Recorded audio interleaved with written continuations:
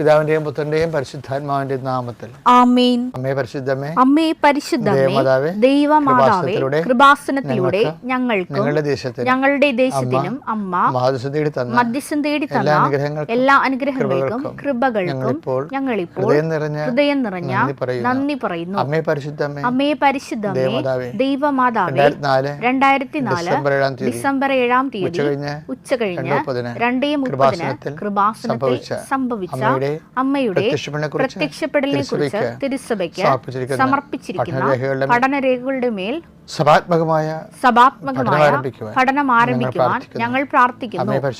അമ്മേ പരിശുദ്ധമേ, ഭൂസ്വർ ലോകങ്ങളുടെ രാജ്ഞിയായ അങ്ങേയ്ക്ക് ഭൗമ സംരക്ഷണത്തിനായി പ്രപഞ്ച പ്രകൃതിയെ തന്നെ തിരുസഭ പ്രതിഷ്ഠിക്കുവാൻ ഈ പ്രത്യക്ഷീകരണം വഴി ഇടയാക്കണമേ. പരിശുദ്ധമേ, ജപമാല മാതാവേ, സകല പ്രാർത്ഥനകളോടും ചേർത്ത് ഞങ്ങളിപ്പോൾ പ്രാർത്ഥിക്കുന്ന ഈ കുടുംബത്തിന്റെ പ്രത്യേക നിയോഗം പറമക്കളെ.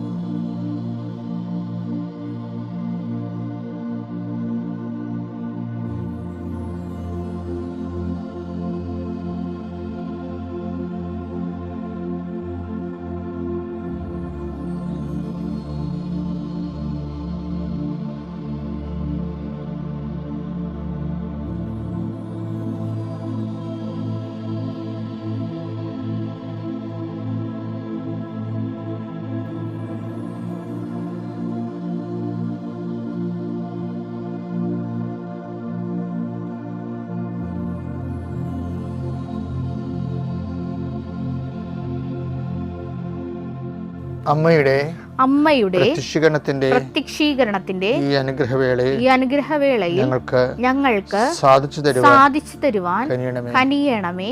ആമേൻ. വിശ്വാസ പ്രമാണം. സർവശക്തനായ പിതാവും ആകാശത്തിന്റെയും ഭൂമിയുടെയും സൃഷ്ടാവുമായ ദൈവത്തിൽ ഞാൻ വിശ്വസിക്കുന്നു. അവിടുത്തെ ഏകപുത്രനും ഞങ്ങളുടെ കർത്താവുമായ ഈശോ മിശിഹായിലും ഞാൻ വിശ്വസിക്കുന്നു. ഈ പുത്രൻ പരിശുദ്ധാത്മാവിനാൽ ഗർഭസ്ഥനായി കന്യകാമറിയത്തിൽ നിന്ന് പിറന്ന് പൊന്തിയോസ് പീലാത്തോസിന്റെ കാലത്ത് പീഡകൾ സഹിച്ച് കുരിശിൽ തറയ്ക്കപ്പെട്ട് മരിച്ച് അടക്കപ്പെട്ട് പാതാളങ്ങളിൽ ഇറങ്ങി മരിച്ചവരുടെ ഇടയിൽ നിന്ന് 3-ാം നാൾ ഉയർത്ത് സ്വർഗത്തിലേക്ക് എഴുന്നള്ളി സർവശക്തിയുള്ള പിതാവായ ദൈവത്തിന്റെ വലതുഭാഗത്തിരിക്കുന്നു. അവിടെ നിന്ന് ജീവിക്കുന്നവരെയും മരിച്ചവരെയും വിധിക്കുവാൻ വരുമെന്നും ഞാൻ വിശ്വസിക്കുന്നു. പരിശുദ്ധാത്മാവിലും ഞാൻ വിശ്വസിക്കുന്നു. വിശുദ്ധ കത്തോലിക്കാ സഭയിലും പുണ്യവാന്മാരുടെ ഐക്യത്തിലും പാപങ്ങളുടെ മോചനത്തിലും ശരീരത്തിന്റെ ഉയർപ്പിലും നിത്യമായ ജീവിതത്തിലും ഞാൻ വിശ്വസിക്കുന്നു. ആമേൻ. സ്വർഗ്ഗസ്ഥനായ ഞങ്ങളുടെ പിതാവേ, അങ്ങയുടെ നാമം പൂജിതമാകണമേ. അങ്ങയുടെ രാജ്യം വരണമേ. അങ്ങയുടെ തിരുമനസ് സ്വർഗത്തിലെ പോലെ ഭൂമിയിലും ആകണമേ. അന്നു വേണ്ടുന്ന ആഹാരം ഇന്ന് ഞങ്ങൾക്ക് തരണമേ. ഞങ്ങളോട് തെറ്റ് ചെയ്യുന്നവരോട് ഞങ്ങൾ ക്ഷമിക്കുന്നത് പോലെ ഞങ്ങളുടെ തെറ്റുകൾ ഞങ്ങളോടും ക്ഷമിക്കണമേ. ഞങ്ങളെ പ്രലോഭനത്തിൽ ഉൾപ്പെടുത്തരുതേ, തിന്മയിൽ ഞങ്ങൾ രക്ഷിക്കണമേ. ആമേൻ. നന്മ നിറഞ്ഞ മറിയമേ, സ്വസ്തി. കർത്താവ് അങ്ങയുടെ കൂടെ സ്ത്രീകളിൽ അങ്ങ് അനുഗ്രഹിക്കപ്പെട്ടവളാകുന്നു. അങ്ങയുടെ ഉദരത്തിൻ ഫലമായി ഈശോ അനുഗ്രഹിക്കപ്പെട്ടവനാകുന്നു. പരിശുദ്ധ മറിയമേ, തമ്പുരാന്റെ അമ്മേ, പാപികളായ ഞങ്ങൾക്ക് വേണ്ടി ഇപ്പോഴും ഞങ്ങളുടെ മരണസമയത്തും തമ്പുരാനോട് അപേക്ഷിക്കണമേ. ആമേൻ. കർത്താവിന്റെ ഉന്നതമായ നാമത്തിന് സ്വസ്ഥം ചെയ്യുന്നു. കർത്താവിന്റെ വിശുദ്ധ പൗരോഹിത്യത്തെ മഹത്വപ്പെടുത്തണമേ. കർത്താവിൽ സഭയിലുള്ള സാന്നിധ്യം പ്രകടമാക്കണമേ. 19 വർഷം ഞാൻ അർപ്പിച്ച കൃപാനയുടെ യോഗ്യതയാണ്. കൃപാസ്ഥാനത്താലെ ജീവനോടെ പ്രത്യക്ഷപ്പെട്ട പരിശുദ്ധ അമ്മയുടെ മാധ്യസ്ഥത്തിലെ ഞാൻ മക്കളെ കർത്താവിൻ്റെ നാമത്തിൽ ആശീർവദിക്കുന്നു. വഴക്കിട്ടുപോയി മക്കൾ വിളിക്കാത്ത മക്കൾ, ഫോൺ എടുക്കാത്ത മക്കൾ, സംസാരിക്കാത്ത വ്യക്തികൾ അവിടെ എല്ലാം കർത്താവിൻ്റെ സന്നിധിനെ സമർപ്പിച്ചതിനെ പ്രാർത്ഥിക്കുന്നു.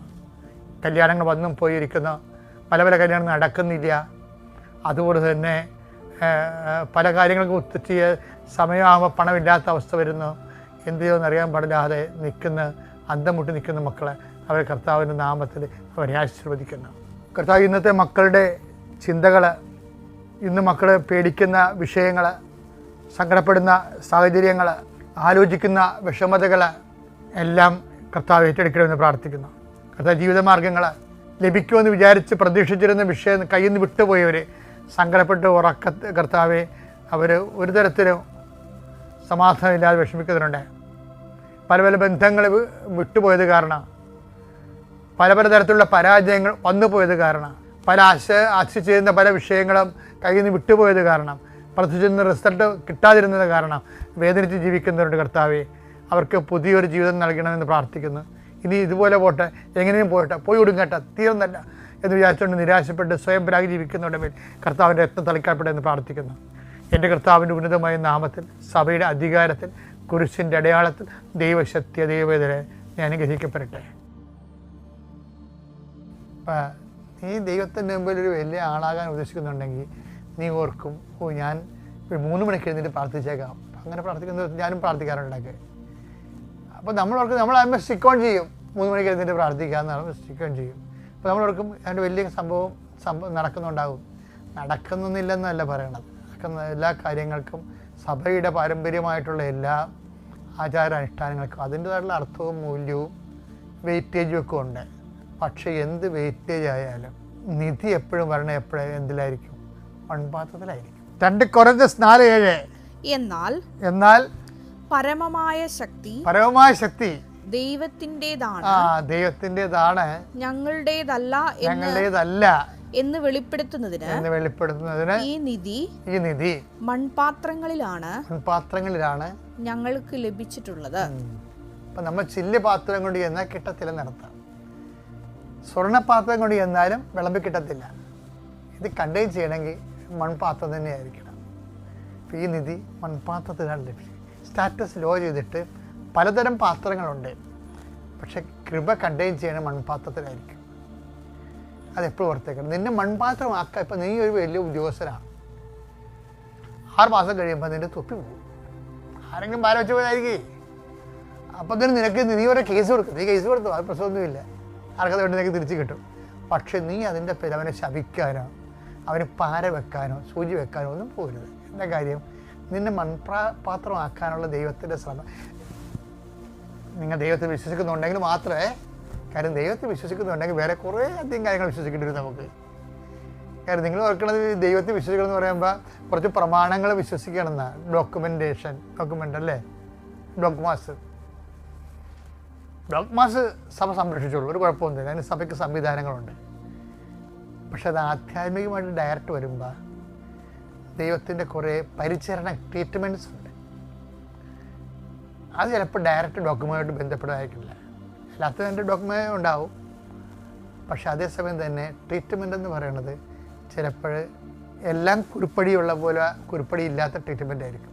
അത് ഓരോരുത്തർക്കും പറ്റുന്ന രീതിയിലുള്ള. അതുകൊണ്ട് എപ്പോഴും നമ്മൾ ശ്രദ്ധിക്കേണ്ട രീതി വെച്ചാൽ, ഇപ്പോൾ അനനിയാസ് പൗലോസ് പിടിക്കപ്പെട്ട് കഴിഞ്ഞതിന് ശേഷം കർത്താവിനെ പിടിക്കപ്പെടുകയില്ല. കുതിരപ്പുറത്തുനിന്ന് കർത്താവ് തള്ളി താഴിട്ട് പൂട്ടിട്ട് പിടിക്കത്തില്ലേ. അപ്പം എന്നിട്ട് അനനിയാസിനെ കൊടുക്കുവരെ കൈ ഏൽപ്പിച്ച് കൊടുക്കും. അപ്പോൾ എനിക്ക് പേടിയാണ് അവനെ. അപ്പോൾ നമ്മുടെ ആൾക്കാരെ കൊല്ലുന്നതാണ് ഞാൻ കേട്ടിരിക്കണമെന്ന് പറയും. അപ്പോൾ കർത്താവ് പറഞ്ഞ റെസ്പോൺസ് ഉണ്ട്.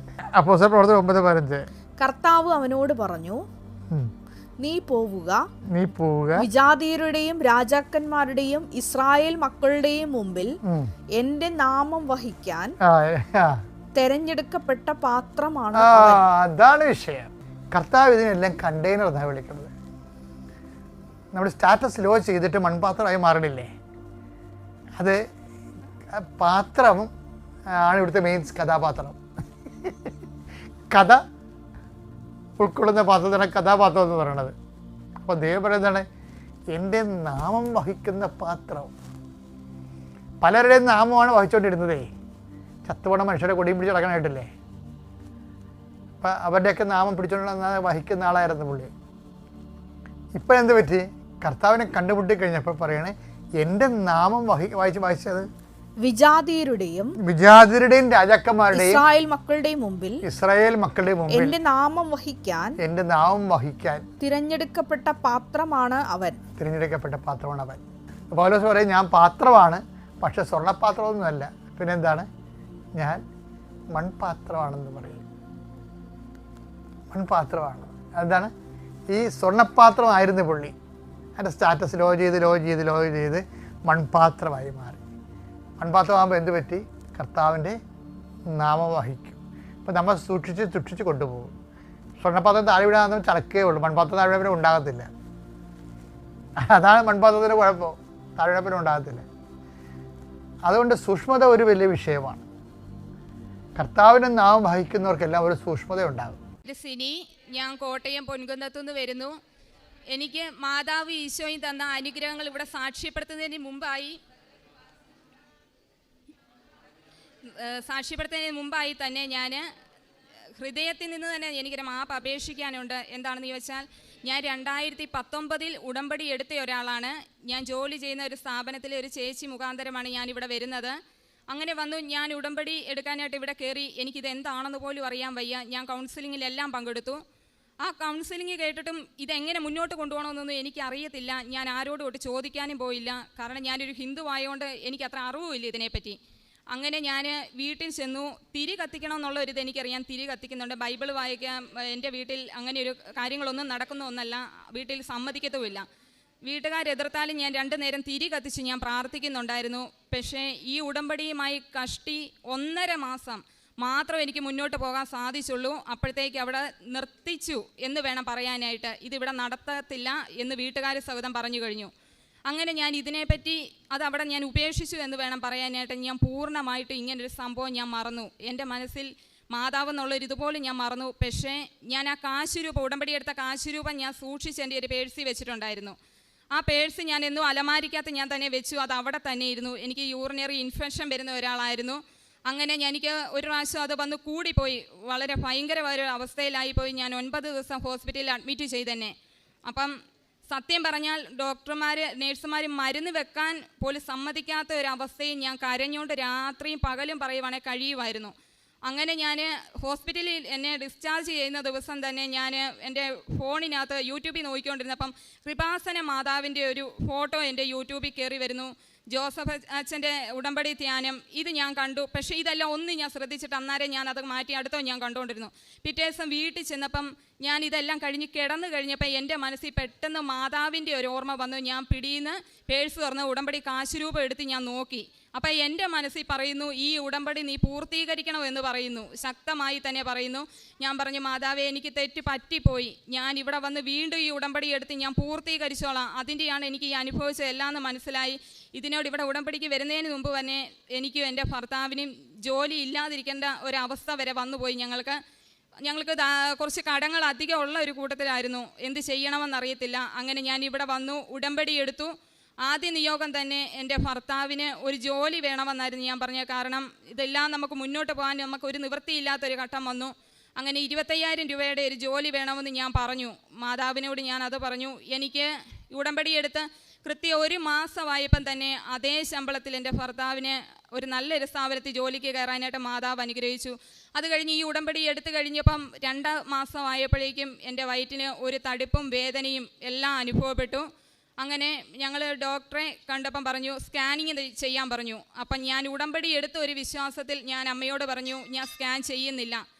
എല്ലാവരും ഇവിടെ പറയുന്നത് കേൾക്കാൻ, നേർച്ച വസ്തുക്കൾ, ഉടമ്പടി തൈലവും എല്ലാം പുരട്ടി സുഖപ്പെടുന്നു. അതുപോലെ ഞാൻ പറഞ്ഞു, എൻ്റെ വിശ്വാസത്തിൻ പ്രകാരം ദൈവം എന്നെ സുഖപ്പെടുത്തുവാണെങ്കിൽ എനിക്കത് മതിയെന്ന് പറഞ്ഞ് ഞാൻ ഇന്നേ വരെ ഈ സ്കാനിങ് ഞാൻ നടത്താതെ ഞാൻ വീട്ടിൽ വന്ന് ഉടമ്പടി തൈലം എൻ്റെ വയറിൽ കുരിശ് വരച്ച് പുരട്ടി പ്രാർത്ഥിച്ചു. ഞാൻ പറഞ്ഞു, ഈശോയെ മാതാവേ, എനിക്ക് അധികം ഒന്നും അറിയത്തില്ല പറയാനായിട്ടെങ്കിലും ഒന്ന് ഞാൻ പറയാം.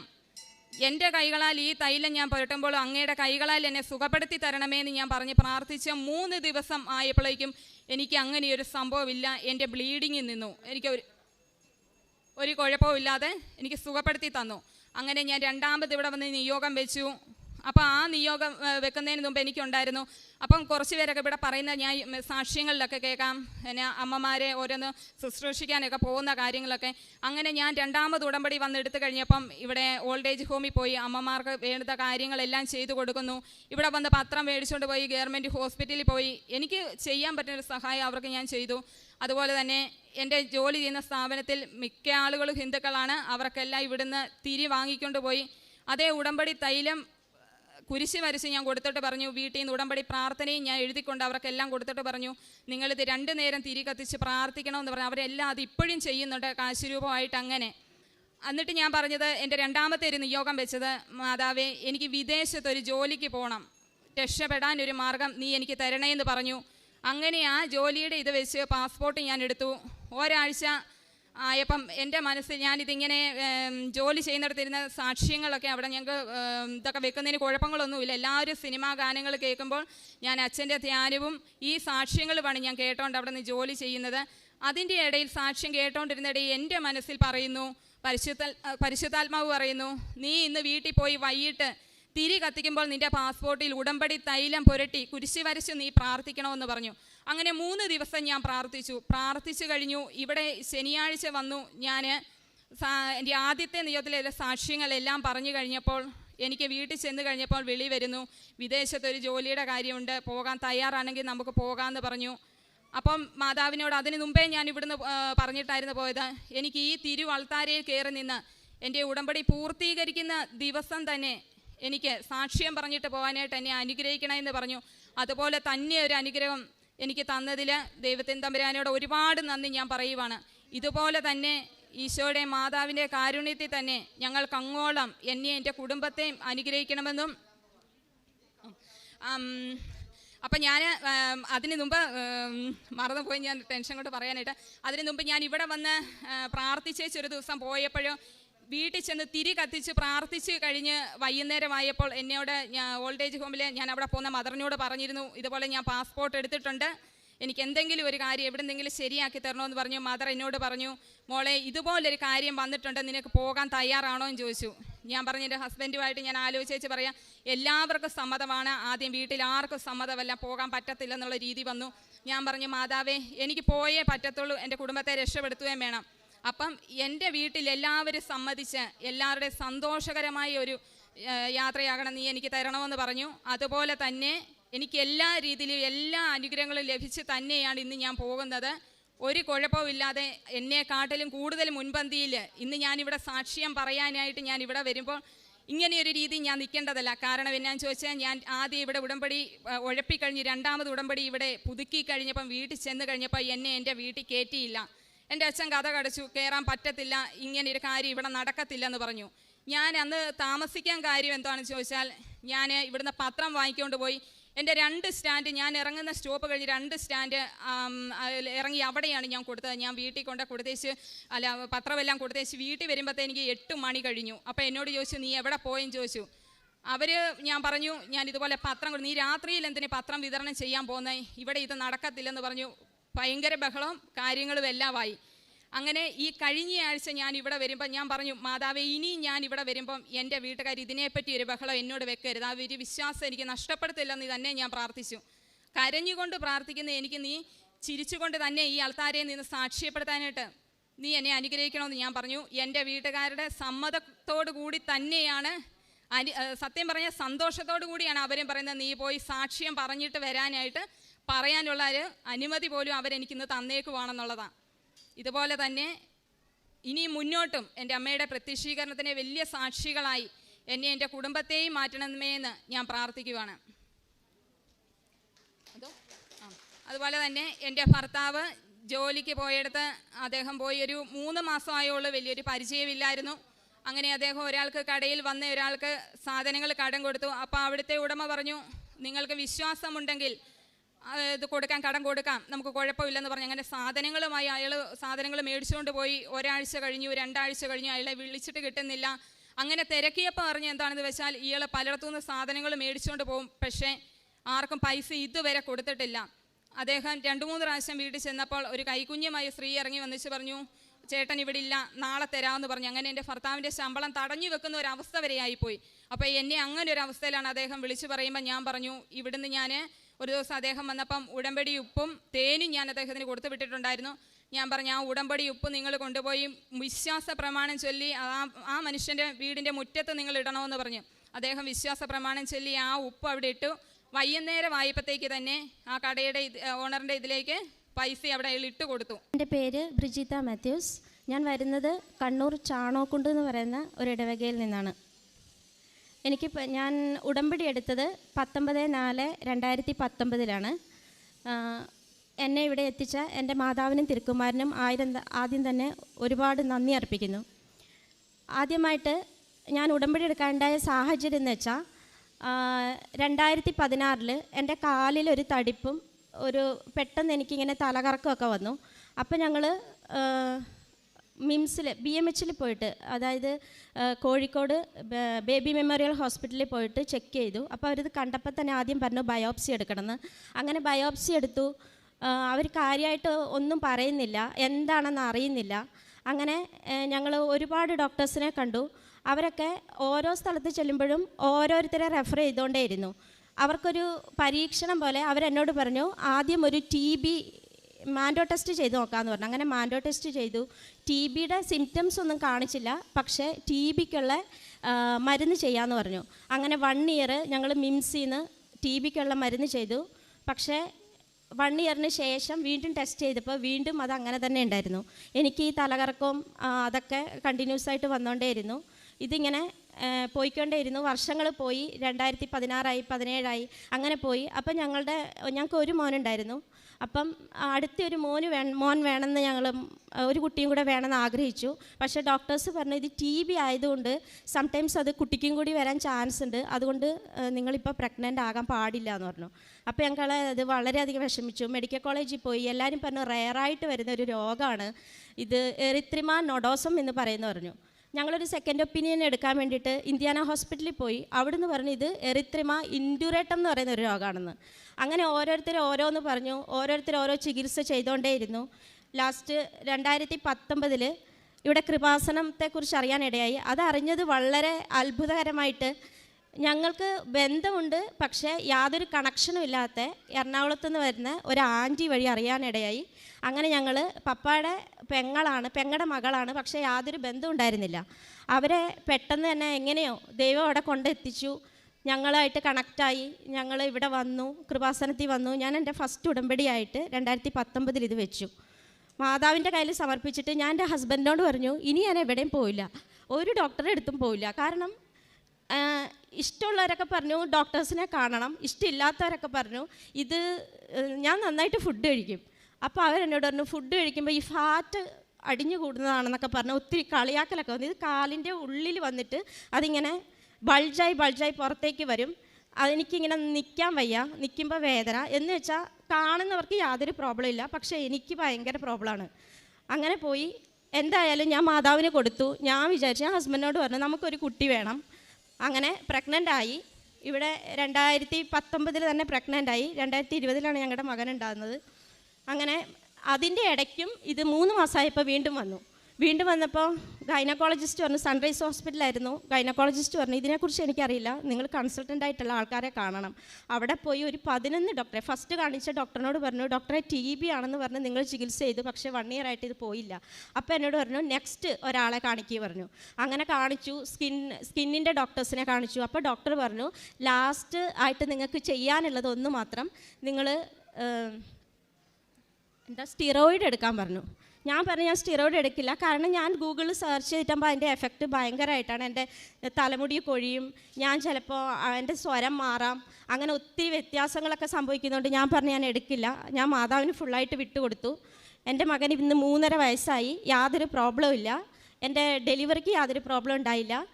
ഇത് 2019 വെച്ചെങ്കിലും എനിക്കത് കണ്ടിന്യൂ ചെയ്യാൻ പറ്റിയില്ല. ഞാൻ പ്രാർത്ഥിക്കുമായിരുന്നു, ഞാൻ സാക്ഷ്യം ഷെയർ ചെയ്യുമായിരുന്നു, ഉടമ്പടി തൈലം എപ്പോഴും യൂസ് ചെയ്യുമായിരുന്നു. പക്ഷേ ഇതിങ്ങനെ ഇപ്പോൾ ഒരു 3 മാസത്തേക്ക് കണ്ടിന്യൂസ് ആയിട്ട് കാണും, പിന്നെ കുറേ നാൾ കാണില്ല.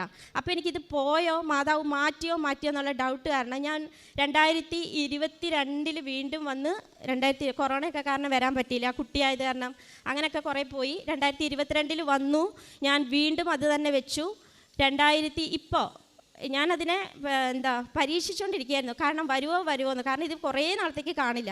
അങ്ങനെ എൻ്റെ ദൈവം, എൻ്റെ മാതാവ് അത് പൂർണ്ണമായിട്ട് ഇപ്പം മാറ്റി. ഇപ്പോൾ ഒത്തിരി ഒരു വർഷത്തോളമായിട്ട് യാതൊരു പ്രോബ്ലവും ഇല്ല.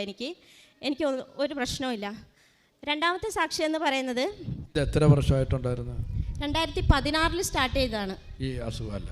2016 സ്റ്റാർട്ട് 7 വർഷത്തോളമായി. പിന്നീട് രണ്ടാമത്തെ സാക്ഷി എന്ന് പറയുന്നത് എൻ്റെ മോൻ ജനിച്ചിട്ടാകുമ്പോൾ 2020 ഫെബ്രുവരി 3 അവൻ്റെ ഡേറ്റ് ഓഫ് ബർത്ത്. അന്ന് അവൻ ജനിച്ചു. അവനെ നോക്കുന്ന ഡോക്ടേഴ്സ് വന്നു, നോക്കി. അവർ യാതൊരു പ്രോബ്ലം ഒന്നുമില്ല, പക്ഷേ ടെസ്റ്റിക്കിൾസ് ഉണ്ടായിരുന്നില്ല. അത് ഫസ്റ്റ് ഡോക്ടർ ഫൈൻഡ് ഔട്ട് ചെയ്തില്ല. പിന്നീട് വന്ന ഒരു ഡോക്ടർ അവനെ, നമ്മൾ ഫസ്റ്റ് ഡെലിവറി കഴിഞ്ഞ അവിടെ കുട്ടീനെ ചെക്കപ്പ് ചെയ്യാൻ വരുമല്ലോ, അപ്പം ആ ഡോക്ടർ കണ്ടുപിടിച്ചു. എന്നിട്ട് എന്നോട് പറഞ്ഞു 10 ദിവസത്തിനുള്ളിൽ ഓപ്പറേഷൻ വേണം. ഞാൻ അപ്പോഴും ഉടമ്പടി തന്നെയായിരുന്നു. ഉടമ്പടി ഞാൻ ഇവിടെ വന്ന് എടുത്തിട്ടില്ലെങ്കിലും 2019 എടുത്ത ആ ഉടമ്പടി തന്നെ ഉണ്ടായിരുന്നു. ഞാൻ മാതാവിൻ്റെ അടുത്തുനിന്ന് മാറിയിട്ടുണ്ടായിരുന്നില്ല. അതുകൊണ്ട് തന്നെ ഞാൻ എൻ്റെ ഹസ്ബൻഡിനോട് പറഞ്ഞു നമുക്ക് നോക്കാം. ഞാൻ മാതാവിൻ്റെ തൈലം എന്നും അവനെ കുളിപ്പിച്ച് കഴിഞ്ഞതിന് ശേഷം തേച്ചു.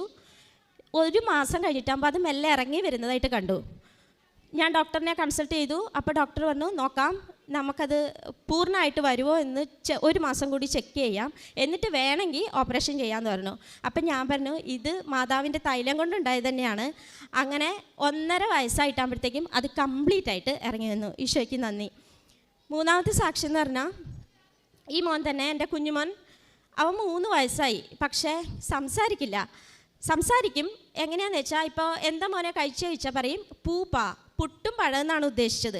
എല്ലാത്തിൻ്റെയും ആദ്യത്തെ അക്ഷരം മാത്രമേ പറയുള്ളൂ. നമ്മളത് ഐഡൻറ്റിഫൈ ചെയ്തെടുക്കണം. കുറേ കാര്യങ്ങൾക്ക് അവൻ കളിപ്പാട്ടം കാ കാ കാ കാ, പാല് പാ, അങ്ങനെ എല്ലാ കാര്യത്തിനും എല്ലാം അറിയാം അവന്. പക്ഷെ പറയുന്നത് ആദ്യത്തെ അക്ഷരം മാത്രം. 2023 ഇപ്പോൾ എൻ്റെ ലാസ്റ്റ് പുതുക്കലിൽ, ഇതിൻ്റെ മുമ്പിലത്തെ പുതുക്കലിൽ ഞാൻ അതാണ് ഉടമ്പടി സാക്ഷിയായിട്ട് ഞാനിവിടെ വന്ന് സാക്ഷ്യം പറഞ്ഞോളാം അമ്മേ. എൻ്റെ മോൻ ജൂണിൽ സ്കൂളിൽ ചേരാൻ പോവാണ്, 3.5 വയസ്സാവും. അപ്പം ഞാൻ പറഞ്ഞു അവനെ സ്കൂളിൽ ചേർക്കുമ്പോൾ അവനെ ടീച്ചേഴ്സ് എല്ലാത്തിലും പാർട്ടിസിപ്പേറ്റ് ചെയ്യിപ്പിക്കണമെന്നുണ്ടെങ്കിൽ അവൻ വർത്തമാനം പറയുന്ന കുട്ടിയായിരിക്കണം, അല്ലെങ്കിൽ എൻ്റെ മോൻ മാത്രം മാറിക്കേണ്ടി വരും. അപ്പം ഞാൻ പറഞ്ഞു മാതാവേ ഞാനിവിടെ ഒന്ന് സാക്ഷ്യം പറഞ്ഞോളാം, നീ എനിക്കിത് കാര്യം ചെയ്തു തരണം എന്ന് പറഞ്ഞു.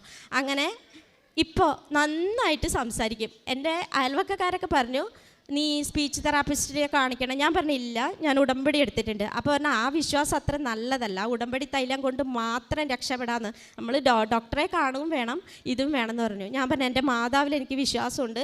അങ്ങനെ ഉടമ്പടി തൈലം മാത്രം യൂസ് ചെയ്തു. എൻ്റെ മോൻ നന്നായിട്ട് എല്ലാ ദിവസവും വൈകുന്നേരം ഉടമ്പടി പ്രാർത്ഥന കഴിഞ്ഞിട്ട് ഞാൻ അവൻ്റെ നാവിൽ തൊട്ട് കൊടുക്കുമായിരുന്നു ഉടമ്പടി തൈലം. അങ്ങനെ അവൻ നന്നായിട്ട് ഇപ്പോൾ സംസാരിക്കും.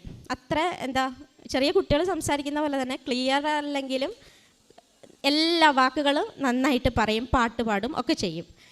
എൻ്റെ അമ്മ മാതാവിന് 1000 നന്ദി. 4ാമത്തെ സാക്ഷി എന്ന് പറഞ്ഞാൽ എൻ്റെ ബ്രദറ് 28 വയസ്സായപ്പോൾ മുതൽ കല്യാണം ആലോചിക്കുന്ന. കല്യാണമൊക്കെ അവന് യാതൊരു പ്രോബ്ലം ഇല്ല. അവൻ BSc നേഴ്സാണ്, ഒരേ ഒരു മോനാണ്, സ്ഥലമൊക്കെ ഉണ്ട്, ബാധ്യതകളൊന്നുമില്ല. പക്ഷേ കല്യാണം നടക്കില്ല.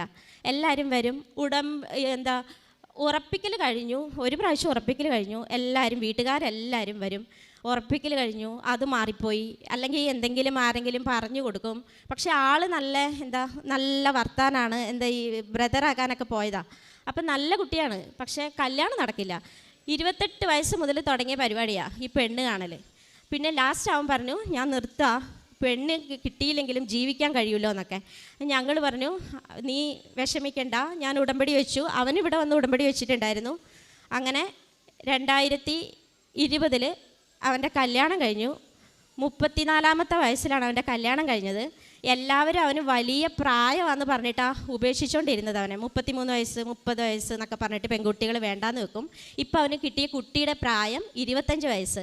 അവളെ ആദ്യമായിട്ട് കാണാൻ വന്നതാണ് ഇവൻ്റെ ഒരു 10-30 പെണ്ണെങ്കിലായിട്ടുണ്ടാവും. പക്ഷേ അവൻ ഇഷ്ടപ്പെട്ട പോലെ തന്നെ BSc നേഴ്സ് തന്നെയാണ്. അവളിപ്പം ദുബായിൽ പോയി, എല്ലാം കർത്താവ് നന്നായി നടത്തി കൊടുത്തു. പിന്നീട് എൻ്റെ സാക്ഷി എന്ന് പറഞ്ഞത് 17 വർഷമായിട്ട് എൻ്റെ പപ്പ ഒരു സ്ഥലം വിൽക്കണമെന്ന് ആഗ്രഹിക്കുന്നുണ്ടായിരുന്നു. അപ്പം ഒന്നെങ്കിൽ അത് നടക്കത്തില്ല, അല്ലെങ്കിൽ പപ്പ മനം മാറ്റും. ഇതിനേക്കാളും കൂടുതൽ കിട്ടുമല്ലോ എന്ന് വിചാരിച്ച് മനം മാറ്റും. എൻ്റെ കല്യാണമൊക്കെ സ്ഥലം വിറ്റിട്ട് നടത്തണം എന്നൊക്കെ ആഗ്രഹിച്ചാണ്, പക്ഷെ അതൊന്നും നടന്നില്ല. ഇപ്പം 2021 പപ്പയുടെ സ്ഥലം വിറ്റു. അവർക്കിപ്പോൾ ഭയങ്കര സന്തോഷമായിട്ടിരിക്കുന്നു. പക്ഷേ ഇത് റോഡ് സൈഡിലുള്ള സ്ഥലമാണ്, മേളിലുള്ള സ്ഥലം വിൽക്കണം എന്നുള്ള ആഗ്രഹമായിരുന്നു. പക്ഷേ കർത്താവ് നടത്തി കൊടുത്തത്, കർത്താവിൻ്റെ തിരുമനസ് എന്ന് പറയുന്നത് അതായിരുന്നു. ഇപ്പോൾ അവർ സന്തോഷപൂർവ്വം ജീവിക്കുന്നു. ഒരു കാര്യം കൂടി എനിക്ക് പറയാനുള്ളത്, ഞാൻ ഇവിടെ വന്ന് 1 പ്രാവശ്യമെങ്കിലും എൻ്റെ അമ്മയെ എനിക്ക് സാക്ഷ്യം പറയാനുള്ള അവസരം തരണേ എന്ന് എന്നും പ്രാർത്ഥിക്കായിരുന്നു. ഇത്രയധികം സാക്ഷ്യം പറയാം. ഒത്തിരി വൈകി, 2019 മുതൽ 2023 വരെയുള്ള സമയം എടുത്തെങ്കിലും എൻ്റെ മാതാവ് എന്നെ ഇവിടെ നിർത്താൻ എന്നെ സഹായിച്ചു. ഒത്തിരി നന്ദി.